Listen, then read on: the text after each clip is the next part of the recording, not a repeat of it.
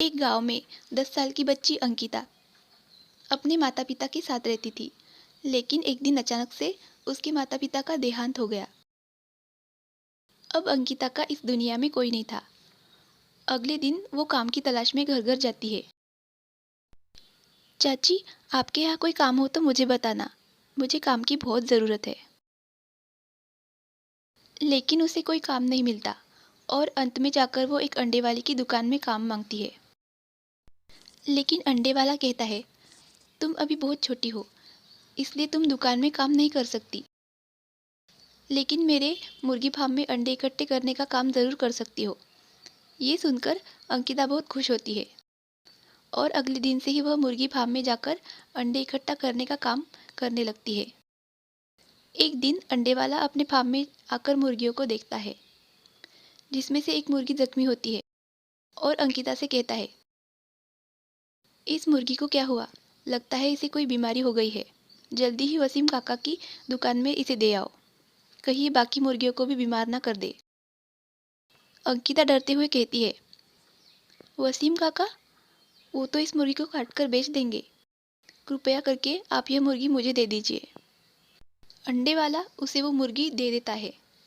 मुर्गी को घर लाकर अंकिता उसकी चोट पर हल्दी लगा देती है, लेकिन उससे कोई फर्क नहीं पड़ता और उस मुर्गी की हालत दिन ब दिन बहुत खराब होने लगती है।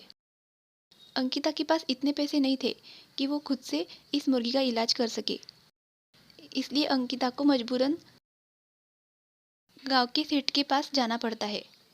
सेठ गांव का सबसे अमीर आदमी था और बहुत ही चालाक भी था, जो लोगों की जमीन को धोखे से हड़प लेता था।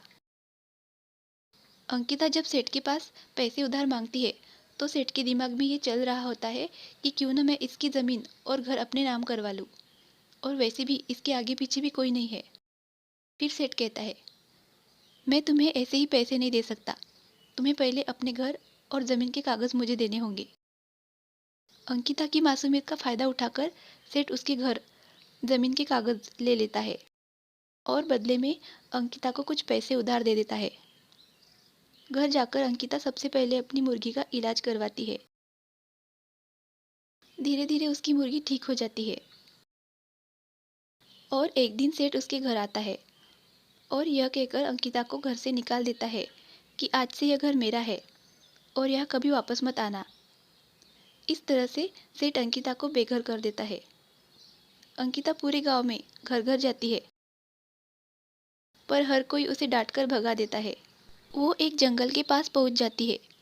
वो काफ़ी थक जाती है और एक पेड़ के नीचे आराम करने लगती है। तभी उसकी मुर्गी जंगल की तरफ भागती है और अंकिता उसे रोकने के लिए उसकी तरफ पीछे पीछे जाती है। मुर्गी जंगल में एक गुफा में जाकर रुकती है। इसी दौरान मौसम बहुत खराब हो जाता है और मजबूरन अंकिता को मुर्गी के साथ उस गुफा में रुकना पड़ता है। तभी वहाँ पे एक साधु महाराज आते हैं, जो अंकिता को उस सुनसान गुफा में देखकर हैरान हो जाते हैं। उससे पूछते हैं, तुम यहाँ पर क्या कर रही हो? अंकिता अपनी सारी बातें उस साधु महाराज को बता देती है कि कैसे सेठ ने बड़ी चालाकी से उससे उसका घर छीन लिया और उसे घर से बेघर कर दिया। इस वजह से उसे अपनी मुर्गी के साथ इस गुफा में रहना पड़ा है। इसके बाद उस साधु महाराज ने कुछ मंत्रों का उच्चार करते हुए उस मुर्गी के ऊपर हाथ फेरा और कहा, आज से यह कोई साधारण मुर्गी नहीं है, बल्कि जादुई मुर्गी है, और आज से तुम इसे जो भी मांगोगी ये तुम्हें देगी। ये सुनकर अंकिता हैरान हो जाती है और अपनी मुर्गी को लेकर गांव चली जाती है। गांव जाने के बाद उसे सबसे पहले रहने के लिए घर चाहिए होता है। फिर वो उस मुर्गी से कहती है, जादुई मुर्गी, मुझे रहने के लिए एक घर चाहिए। ऐसा कहते ही उसके सामने एक बड़ा सा सोने का घर बन जाता है। अंकिता जैसे ही उस सोने के घर में जाती है तो वो घर किसी महल से कम नहीं था। वह पहले से बहुत सारा सामान होता है। अब अंकिता को बहुत ज़ोर से भूख लगी होती है। वह पहले से ही काफ़ी सारे पकवान भी होते हैं, जिसे खाकर अंकिता बहुत खुश होती है। इस तरह से अंकिता के जादुई मुर्गी की बात धीरे धीरे पूरे गांव में फैल जाती है। जब ये बात उस सेट तक पहुंचती है तो वह फिर से अंकिता की मासूमियत का फ़ायदा उठाने की सोचता है। वो अंकिता के पास जाकर कहता है कि यही पास वाले गांव में बहुत खतरनाक डाकू रहते हैं और तुम अकेली हो। इस बड़े से सोने के घर की देखभाल तुम अकेली नहीं कर सकती, इसलिए मैं तुम्हारी मदद कर देता हूँ। लेकिन अब अंकिता पहले जैसी मासूम नहीं थी। उसने सेठ से कहा, यह मुर्गी हमेशा मेरी हिफाजत करेगी, आप घबराइए मत। ये सुनकर सेठ समझ गया कि अब अंकिता को बेवकूफ़ नहीं बनाया जा सकता, इसलिए वो वहाँ से चला गया।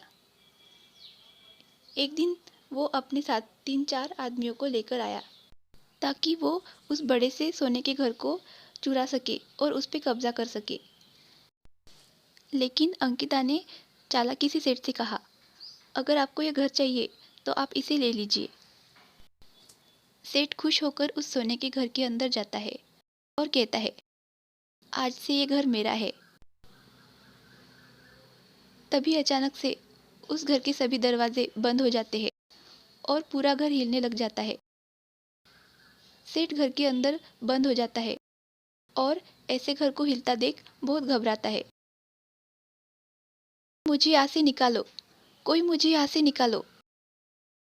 तब अंकिता कहती है, सेठ जी, आपको तो ये घर चाहिए था ना। नहीं नहीं, मुझे माफ़ कर दो बेटी, मुझसे गलती हो गई, मुझे यहाँ से बाहर निकालो। आपको बाहर निकालने के लिए मेरी एक शर्त है कि तुमने जिस जिसके घर और ज़मीन धोखे से हड़प ली है उसे वापस करना होगा।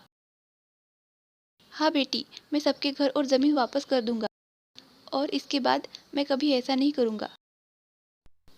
इस तरह से अंकिता सबकी ज़मीन और घर वापस करवाती है और जादुई मुर्गी की मदद से वो सब गाँव वालों की मदद भी करती और बहुत खुशी से अपना आगे का जीवन बिताती है।